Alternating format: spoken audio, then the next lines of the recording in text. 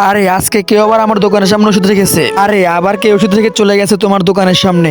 জানি না সে কে, প্রতিদিন দোকানের সামনে ওষুধ রেখে চলে যায়। আজ পুরো 15 দিন হয়েছে। ভাই আমি জানি তোমার দোকানের সামনে ওষুধ রেখে কে যায়, আমি আজ তাকে দেখে ফেলেছি। কে সে? ভাই আমি তো তার নাম জানি না, কিন্তু দেখাতে পারি সে কে। হ্যাঁ দেখাও সে কে, তারপর আমি দেখছি তাকে। ভাই তুই ততক্ষণ এখানেই দাঁড়া, আমি দেখে আসি সে কে। ঠিক আছে, আজকে এদের দোকানের সামনে এই ওষুধটা রেখে দে। দেখো ভাই ওই যে ওই ছেলেটা, ওকে ধরে ফেলো। আরে ওই থাম, বল তুই রোজ আমার দোকানের সামনে ওই ওষুধ রেখে যাস কেন? মনে করে দেখো চাচা, এই তো কিছুদিন আগের কথা। তুমি চিন্তা করো না, আমি এখনই চাচার বাসা থেকে ওষুধ নিয়ে আসছি। তারপরে কি হয়েছিল সেটা দেখার আগে তুমি যদি আল্লাহকে ভালোবেসে থাকো তাহলে ভিডিওটিতে লাইক করে এই সাদা কালারের সাবস্ক্রাইব বাটনে চাপ দিয়ে সাবস্ক্রাইব করে দাও।